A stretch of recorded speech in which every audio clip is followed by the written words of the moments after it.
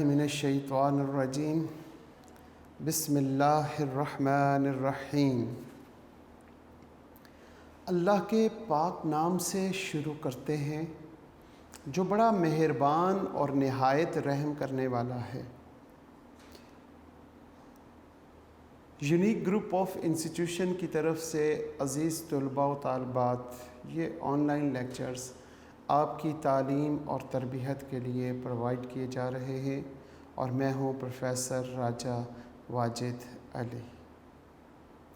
आप सब बच्चे मुझसे स्टैटिस्टिक्स, जिसे हम उर्दू में शुमारियात कहते हैं, ये पढ़ते हैं। आईसीएस और जनरल साइंस में हम इस सब्जेक्ट को पढ़ते हैं। हमारी क्लास फ़र्स्ट ईयर की है और फर्स्ट ईयर में हमारा फ़र्स्ट 50% सिलेबस कंप्लीट हो चुका है जो यूनिक की तरफ से होता है, पहले 5 चैप्टर्स। इसके बाद लास्ट लेक्चर में हमने चैप्टर नंबर 6 भी कंप्लीट किया था और कुछ पार्ट्स और क्वेश्चन नंबर 8 आपके ज़िम्मे था, वो अब तक आप कंप्लीट कर चुके होंगे। आज एक ऐसा नया टॉपिक मेरे बच्चे सीखना शुरू कर रहे हैं जिसके बारे में आप सब बच्चों ने सुन रखा होगा कि ये बहुत मुश्किल है, जो कि आपने 100% गलत सुना हुआ है। प्रोबेबिलिटी बहुत आसान है सिर्फ़ उन बच्चों के लिए जिन्हें समझ आ जाए।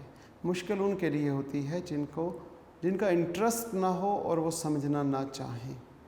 और अगर किसी बच्चे को एक पॉइंट समझ आ जाए तो आगे प्रोबेबिलिटी सारी समझ आ जाएगी। आज हमारा नया टॉपिक है जो इससे पहले शायद ही आपने कभी किसी क्लास में, किसी किताब में इसको पढ़ा हो। Probability, chance.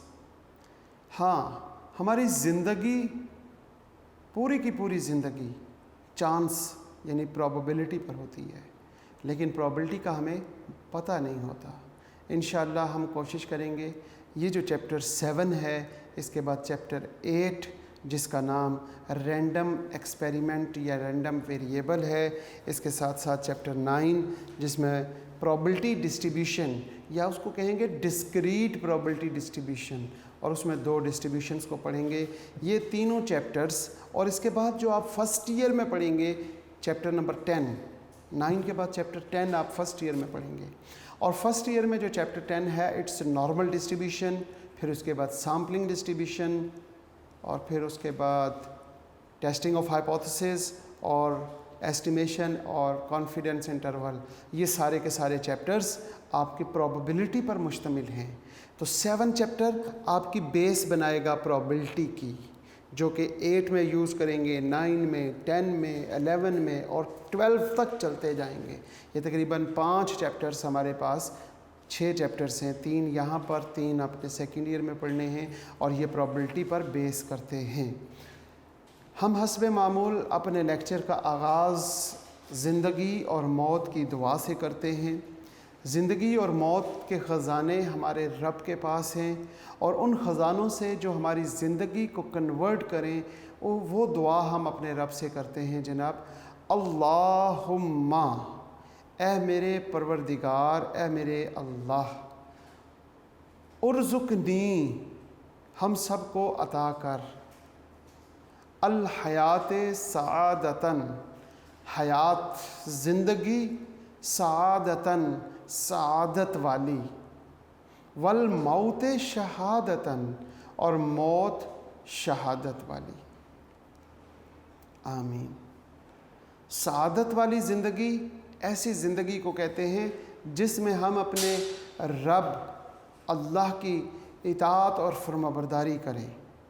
सआदत वाली ज़िंदगी हमारे नबी हज़रत मोहम्मद सल्लल्लाहु अलैहि वसल्लम की इताअत, फरमाबरदारी और उनकी गुजारी गई ज़िंदगी पर अमल करते हुए सीरत नबवी सल्लल्लाहु अलैहि वसल्लम पर अमल करना सआदत वाली ज़िंदगी है। सआदत वाली ज़िंदगी में हम अपने वालिदैन और अपने उस्ताद-ए कराम की इताअत और फरमाबरदारी करते हैं। हम देखते हैं कि हमारी ज़िंदगी जो है आज के दौर में, ना हम अपने अल्लाह की सुनते हैं, ना हमारा कोई ताल्लुक़ रसूल पाक से है। वालदैन और उस्तादज़ा के आँखों में हर लम्हा हमारी वजह से आंसू हैं, उनका दिल दुखा हुआ है। हमारी ज़िंदगी सआदत वाली नहीं है। हम अपने रब से दुआ करते हैं कि ए हमारे परवरदिगार, हमें सआदत वाली ज़िंदगी अता फरमा, और मौत जो है वो शहादत वाली अता फरमा। और मौत में ए अल्लाह हमें मोहताजी ना दे। ए अल्लाह हमें सिर्फ़ तू अपना मोहताज बनाए रखी, कायनात में और किसी का मोहताज ना बनाना। ए हमारे अल्लाह, ये दो खूबियाँ हैं। एक खूबी ज़िंदगी की है सआदत वाली। हम ने शुरू दिन से सआदत पे चलने की कोशिश की, लेकिन ये माशरा, ये दुनिया हमें सआदत पे नहीं चलने दे पा रहा। हम खुद भटक जाते हैं। ए अल्लाह, तू हमें सआदत वाला रास्ता दिखा भी और हाथ पकड़ के हमें उस रास्ते पे चला भी, और मौत हमें बग़ैर मोहताजी के सिर्फ़ और सिर्फ़ अपना मोहताज रखते हुए मौत अता करी, शहादत वाली। इसके साथ लास्ट लेक्चर में मैंने आपको कहा था कि अपने दिलों को प्यारे नबी हज़रत मोहम्मद सल्लल्लाहु अलैहि वसल्लम के ज़िक्र से पुरनूर करें। मोहब्बत रसूल से अपने दिलों को, अपने जिस्म को, अपने जहन को, अपनी आँखों को, अपने हाथों को, अपने जिस्म के एक एक ज़र्रे को मोहब्बत रसूल से पुरनूर करें। उसका तरीक़ा क्या है जिससे हमें मोहब्बत होती है, या जिससे हम मोहब्बत करना चाहते हैं? हम उसका ज़िक्र अकेले बैठ के भी करते हैं, महफ़िल में भी करते हैं, वीरानों में भी करते हैं, आबादियों में भी करते हैं, शहरों में भी करते हैं, देहातों में भी करते हैं, जंगलों में भी करते हैं। यानी अल-अर्ज़ हम सुबह शाम, दिन रात, उठते बैठते हर वक्त उसका ज़िक्र करते हैं, जिससे हमने मोहब्बत करनी है या जिससे हमारी मोहब्बत हो जाए।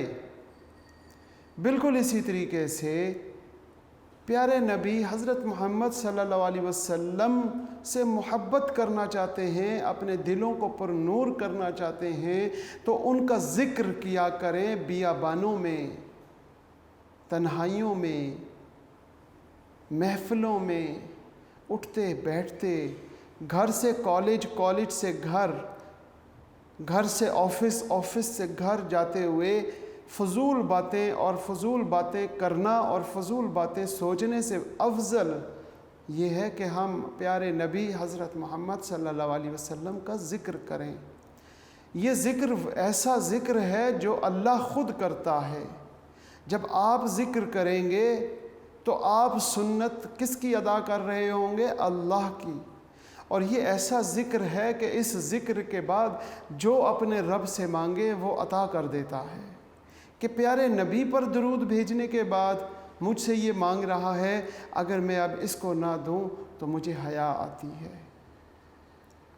तो ज़िक्र वो जो हमारे रब ने हमें सिखाया, जिसे हम दरूद इब्राहिमी के नाम से जानते हैं, वो दरूद सुबह शाम उठते बैठते, सुबह जब पहली आँख खुले तो आप उठते साथ टाइम और बाकी काम बाद में, पहले अगर दरूद पढ़ लें, और जब सोना जाएं तो सोते सोते दरूद पढ़ते जाएं। दरूद इब्राहिमी, अल्लाहुम्मा, ए मेरे रब, ए मेरे अल्लाह, अल्लाहुम्मा सल्ले अला, अल्लाहुम्मा सल्ले, रहमत नाजिल फरमा।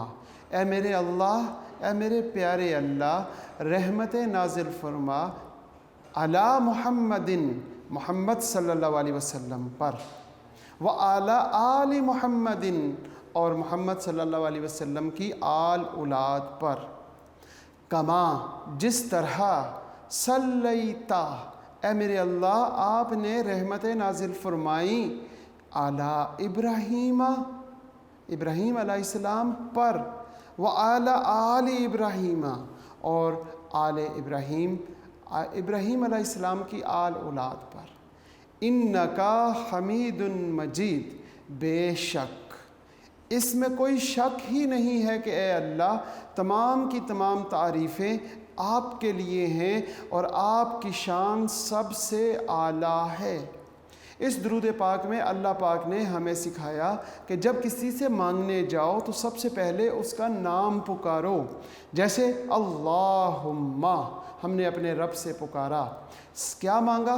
सल्ले, रहमतें मांगी। किसके लिए?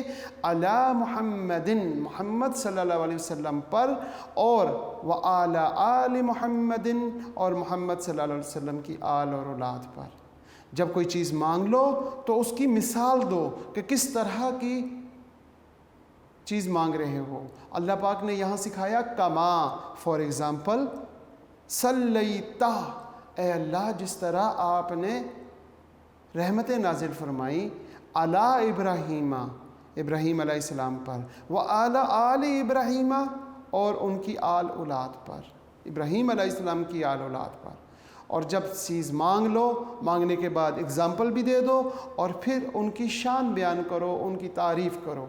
तो इसमें हमें बताया इन्नका, बेशक तमाम तारीफ़ें अल्लाह पाक आपके लिए हैं और आपकी शान बहुत आला। इस दुरूद पाक को दिन रात सुबह शाम पढ़े, आपके दिल मोहब्बत रसूल से पुरनूर होंगे इंशाअल्लाह। आमीन। अब हम अपने चैप्टर का आगाज़ करते हैं। आज हम चैप्टर नंबर 7, जिसका नाम प्रोबेबिलिटी है, वो स्टार्ट कर रहे हैं। लेक्चर के आगाज़ में मैंने आपको बताया था कि बच्चों में अक्सर ये मशहूर है प्रोबेबिलिटी बहुत मुश्किल है। ये बात बहुत ज़्यादा ही गलत है, बल्कि मैंने आपको बताया 100% गलत है। प्रोबेबिलिटी बहुत आसान है।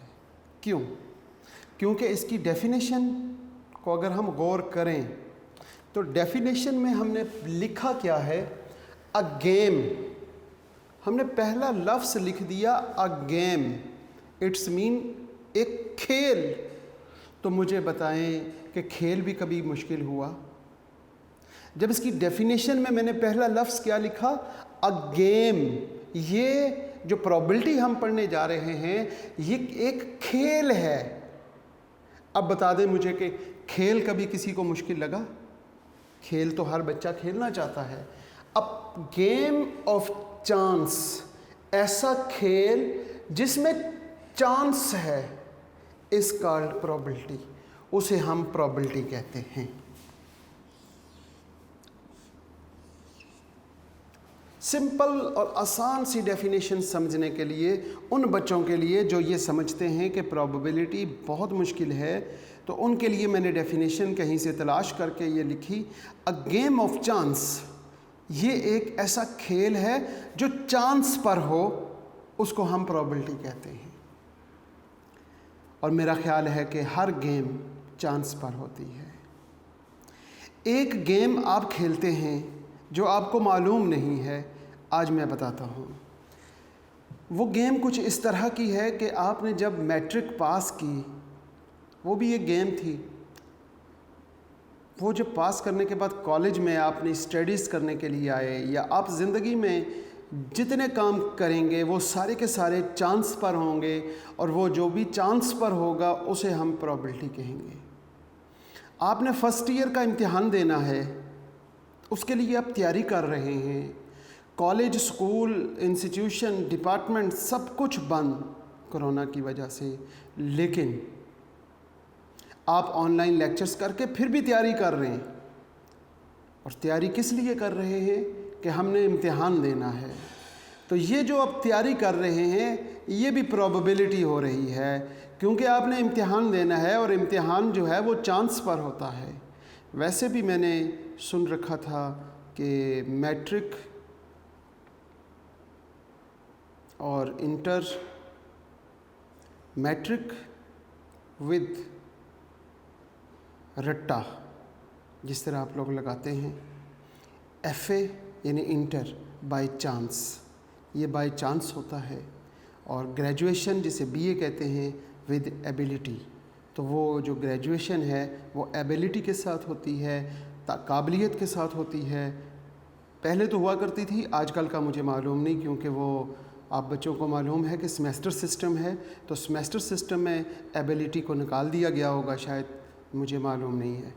लेकिन जब हम पढ़ा करते थे तो हमें यही सिखाया था कि मैट्रिक विद रट्टा, FA by chance, BA with ability और MA bye dance.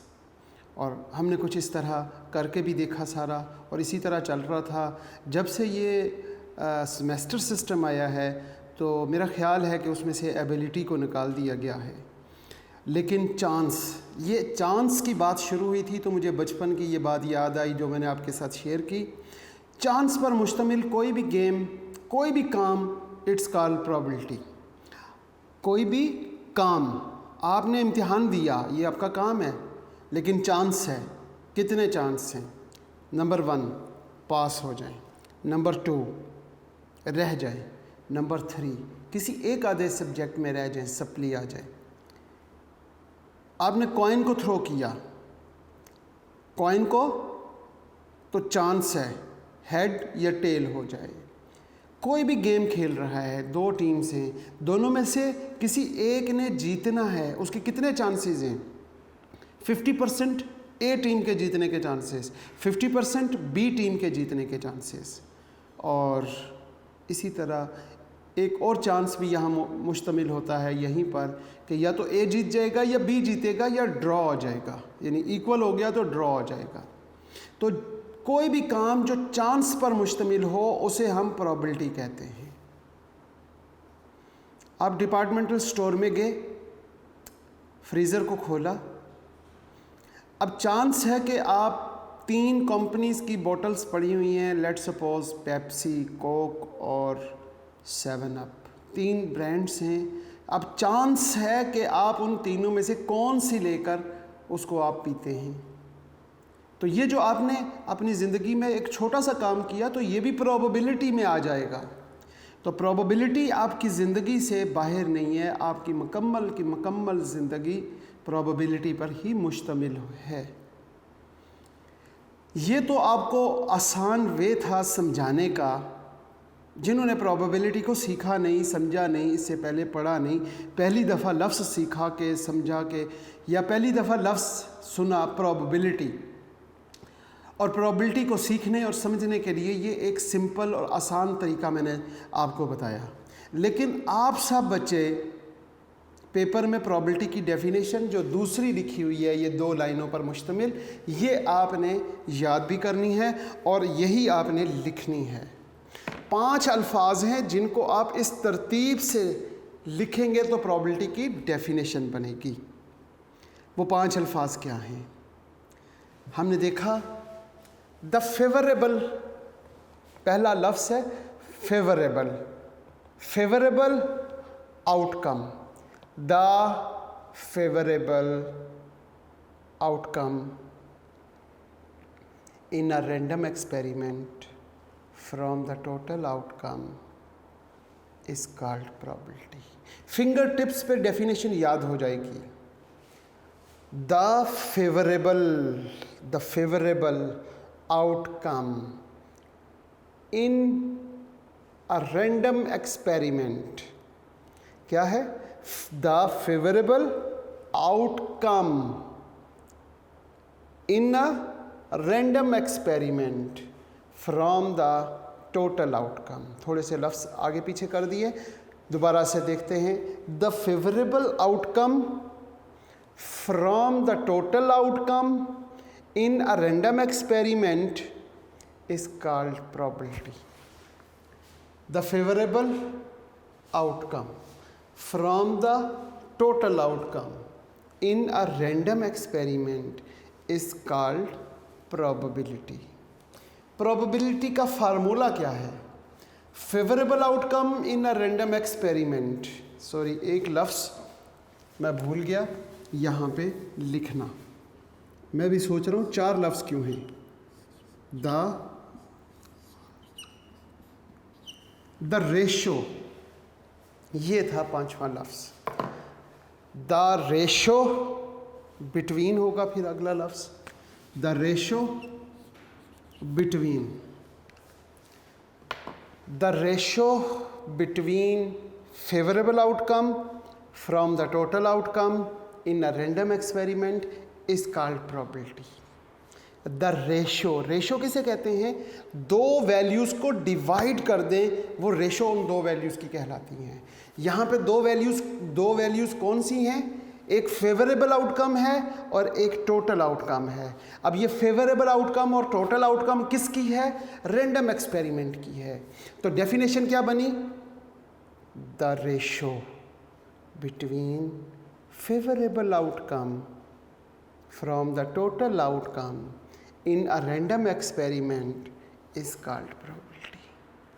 Formula probability का, favorable outcome in a random experiment over total outcome in a random experiment. probability को P से डिनोट करते हैं, favorable outcome को हम M से डिनोट कर लेते हैं और n टोटल आउटकम कहलाया जाएगा, लिहाजा m/n ये प्रोबेबिलिटी का फार्मूला है। इससे पहले हमने 6 चैप्टर पढ़े, इससे आसान कोई फार्मूला पढ़ा आपने? जब ये इसका फार्मूला आसान, इसकी डेफिनेशन आसान और डेफिनेशन का पहला लफ्ज़ जो मैंने आपको बताया इट्स अ गेम, तो गेम तो कभी मुश्किल नहीं होती। अब हम एक्सरसाइज पे जाने से पहले, डेफिनेशंस पे जाने से पहले इसके बेसिक कॉन्सेप्ट सिखाता हूँ मैं तकरीबन कोई 2-3 लेक्चर्स में। बच्चे वो जो 2-3 लेक्चर्स को बहुत गौर से समझ लेंगे और उसे पढ़ लेंगे और वो अगर समझ आ जाए तो प्रोबेबिलिटी की सारे क्वेश्चंस, सारी की सारी एक्सरसाइज बच्चे खुद करने के काबिल बन जाते हैं। प्रोबेबिलिटी के कुछ एग्जाम्पल्स पर मुश्तमिल मेरे अपने क्वेश्चंस और उन्हीं के आंसर्स।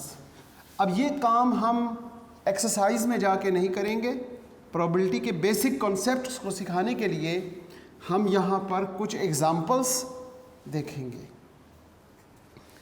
और ये एग्जाम्पल्स आपकी बुक में नहीं है, ये एग्जाम्पल्स किसी बुक में वो शायद आपको ना मिले। ये एग्जाम्पल्स मैंने खुद बनाई हैं, जिससे मेरे बच्चों को प्रोबेबिलिटी की बेस बनती है। जब भी आप किसी भी बिल्डिंग को बनाते हैं तो बिल्डिंग बनाने के लिए सबसे इम्पॉर्टेंट काम ये होता है कि उसकी बेस कैसी है। तो बेस मजबूत करने के लिए मेरे नज़रिए के मुताबिक जो मुझे अच्छी लगी एग्जाम्पल्स, जिनके ज़रिए तकरीबन कोई 60-70% प्रोबेबिलिटी को मैं बच्चों को सिखा देता हूँ, और वो एग्जाम्पल्स हम आज और नेक्स्ट कुछ आने वाले लेक्चर्स में करेंगे। इसलिए हम ये किताब को बेशक बंद कर लें, सिर्फ़ और सिर्फ आप मुझे और मेरे एग्जाम्पल्स को फॉलो करेंगे। यहाँ पे बात होती है जी प्रोबेबिलिटी की। Examples, example number 1, single coin is tossed. Single coin is tossed. हमारे पास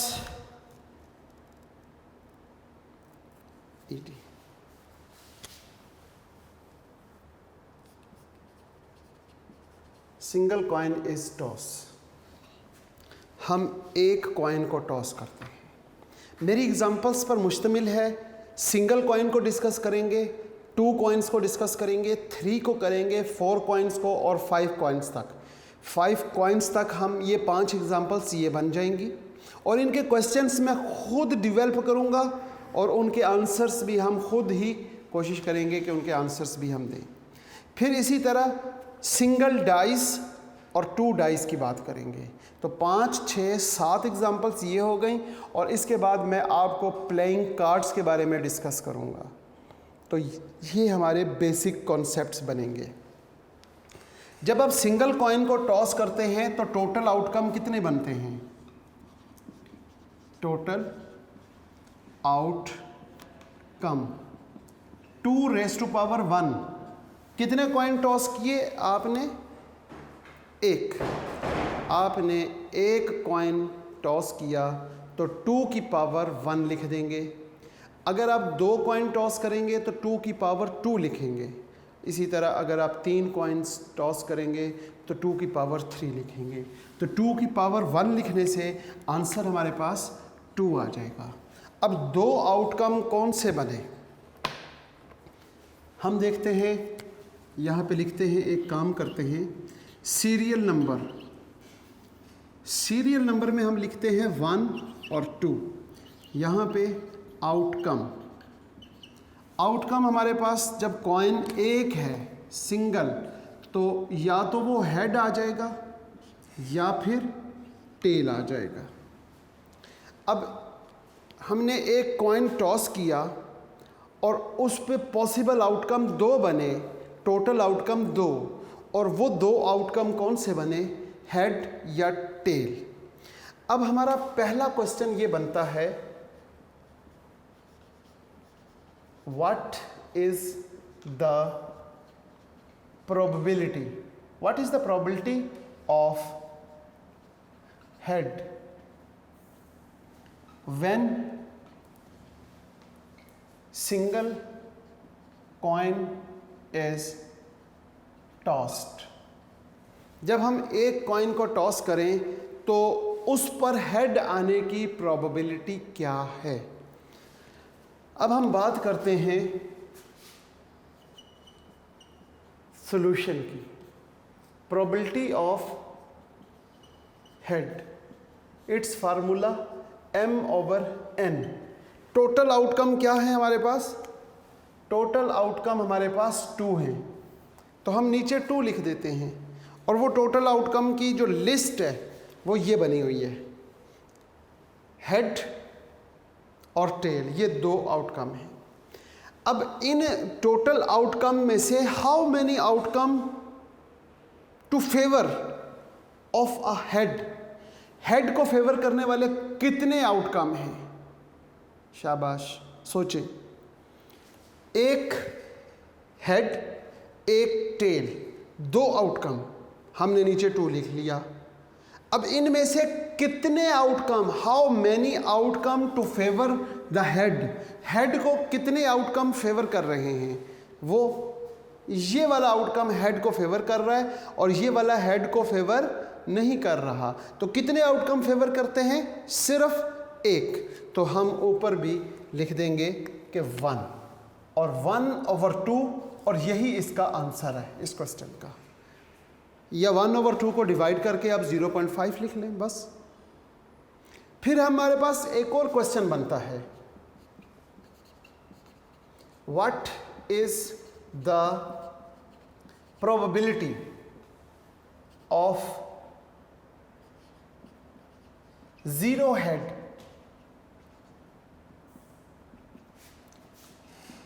when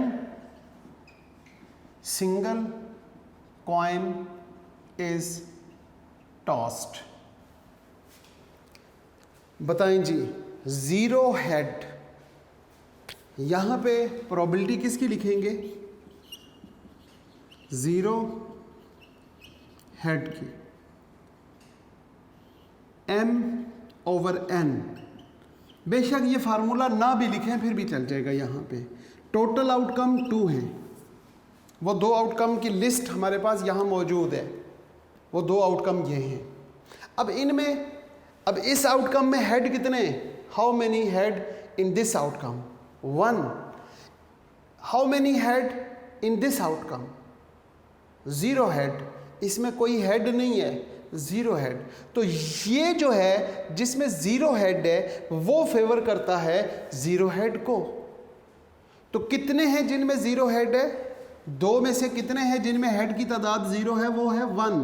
तो यहाँ पे 1/2 ये आंसर आ गया। एक और क्वेश्चन बन जाता है हमारे पास, वो ये है,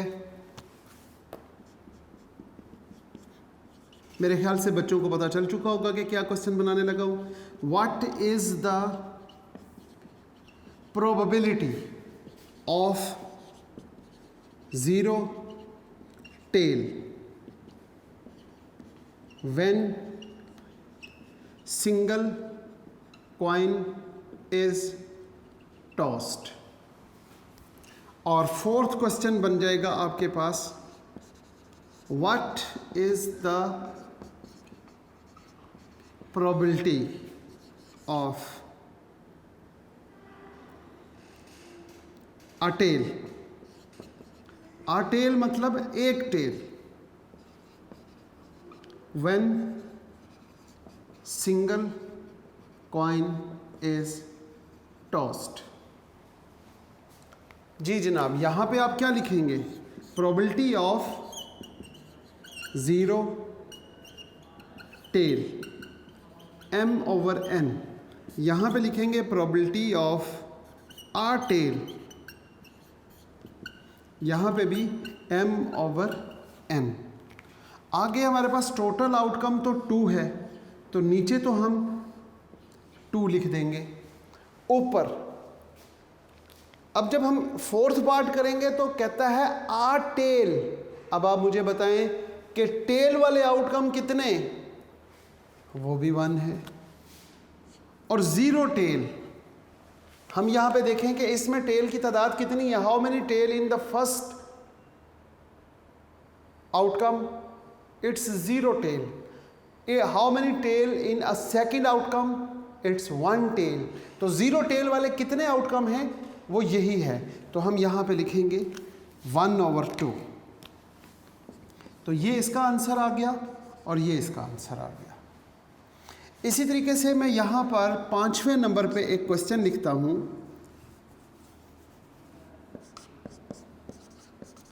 what is the probability of 2 tail when single coin is tossed? जी, 2 टेल, यहां लिखेंगे probability of 2 tail m/n। m/n हमारे पास फार्मूला है, और n टोटल आउटकम को कहते हैं, वो तो 2 है। m 2 टेल, यहां पे how many tail in the first outcome is 0 tail. How many outcome, how many tail in the second outcome? It's 1 tail. यहां पे 0 टेल है, यहां पे 1 tail. But what is the probability? Question is what is the probability of 2 tail when a single coin is toss? आपने single coin toss किया है, 2 tell की probability बताएं। तो 2 टेल की प्रोबेबिलिटी क्या होगी?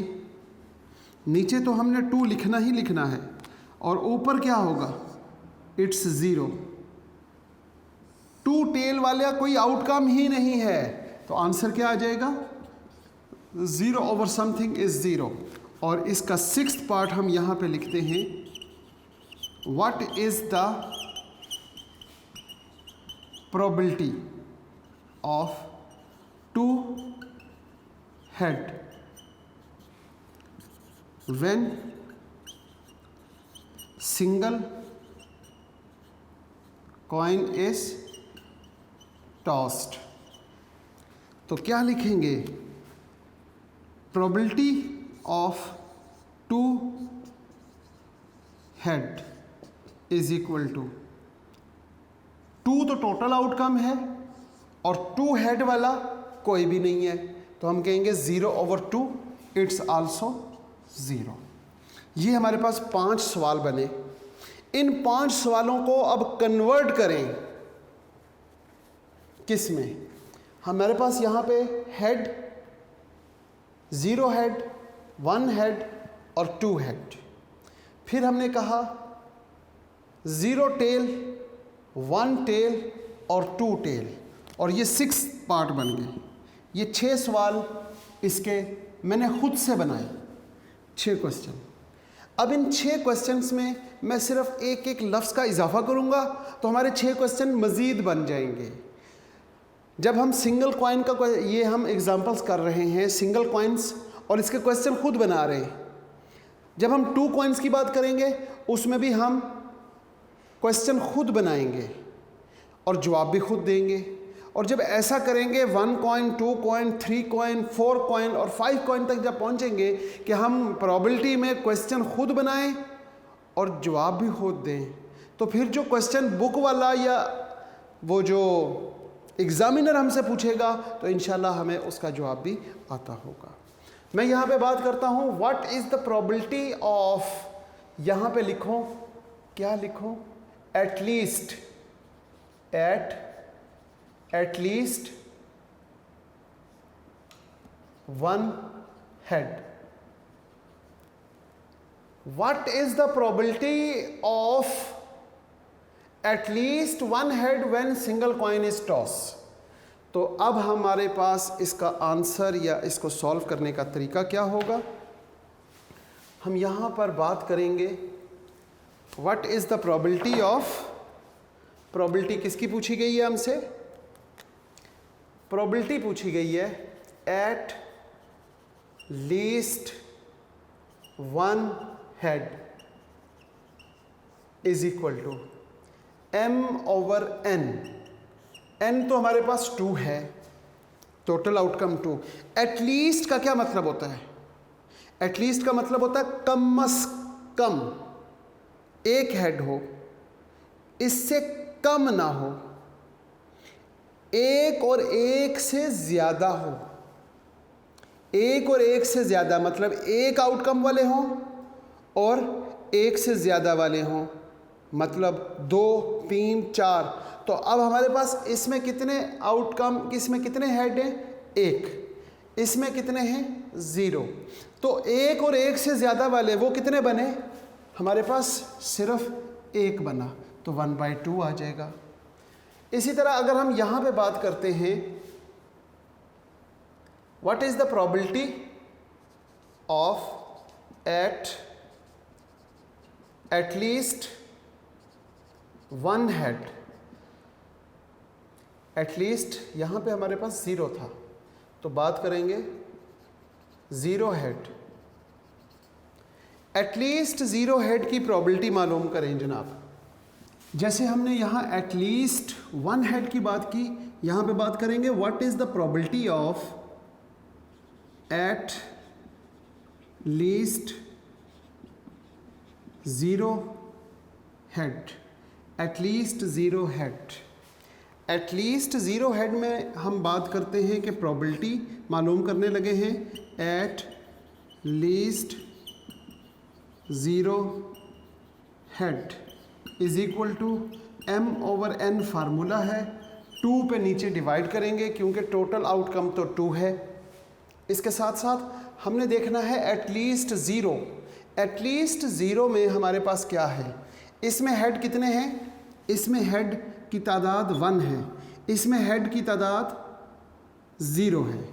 तो अब हम बात क्या करें कि एटलीस्ट 0 हेड, 0 हेड वाले कितने हैं जनाब? यहाँ पे जब हमने यहाँ पे बात की कि हेड जो है वो हमारे पास हेड की तादाद हम देखते हैं कि पहले आउटकम में 1 हेड मौजूद है, दूसरे आउटकम में 0 हेड, कोई हेड नहीं है। तो अब 0 हेड, एटलीस्ट 0 हेड, 0 हेड कम से कम 0 हो, 0 और 0 से कम ना हो, 0 से कम तो हो ही नहीं सकता, 0 और 0 से ज़्यादा। तो इसमें हेड 0 है, इसमें हेड 1 है, तो ज़्यादा में ये भी हमें फेवर करेगा और ये भी, तो दोनों के दोनों आउटकम हमें फेवर कर रहे हैं, इसलिए हम यहाँ पे लिखेंगे 2/2 और इट्स इक्वल टू 1। इसी तरह नेक्स्ट क्वेश्चन हम देखते हैं what is the probability of at least 0 tail. तो 0 टेल, अब हम बात करेंगे यहाँ पे टेल की। तो टेल की अगर हम काउंटिंग करें तो tail, how many tail in the first outcome? It's 0। How many tail in the second outcome? It's 1।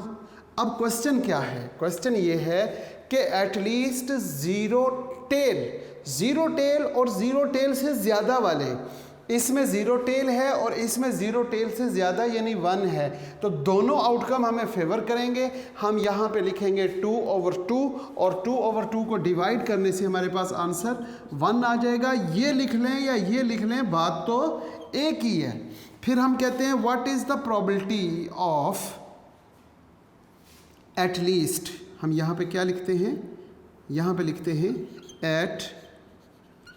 Eight least a tail, at least one tail लिख लेते हैं, ज़रा आसानी हो जाएगी समझने में।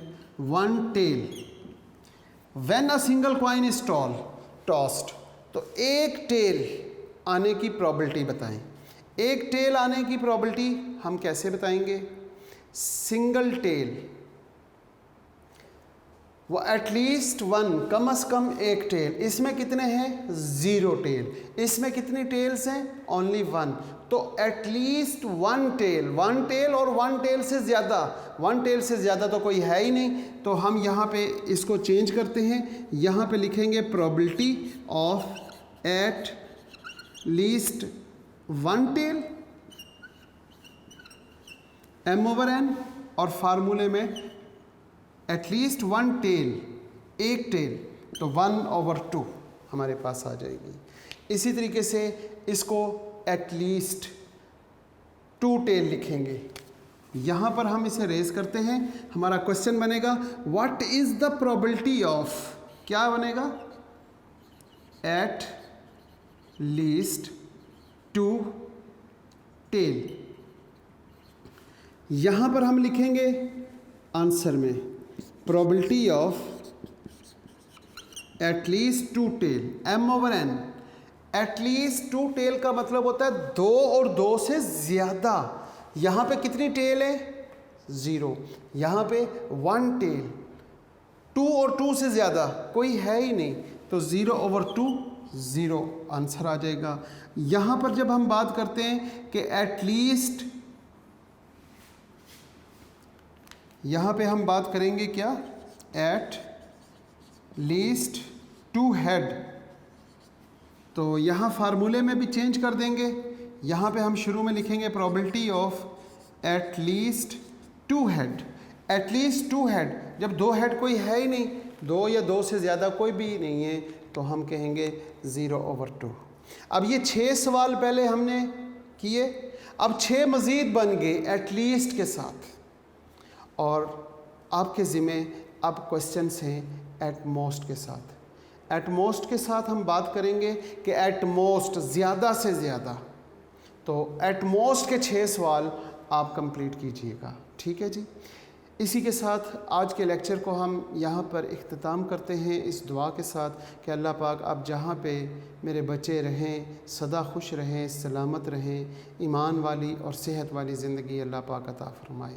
और इसके साथ जब हमारा आखिरी वक्त हो तो कलमा तैयब हमारी ज़ुबानों पे जारी फरमा दीजिएगा, ताकि हमारा ख़ात्मा भी ईमान के साथ हो सके। आमीन। अल्लाह हाफ़िज़।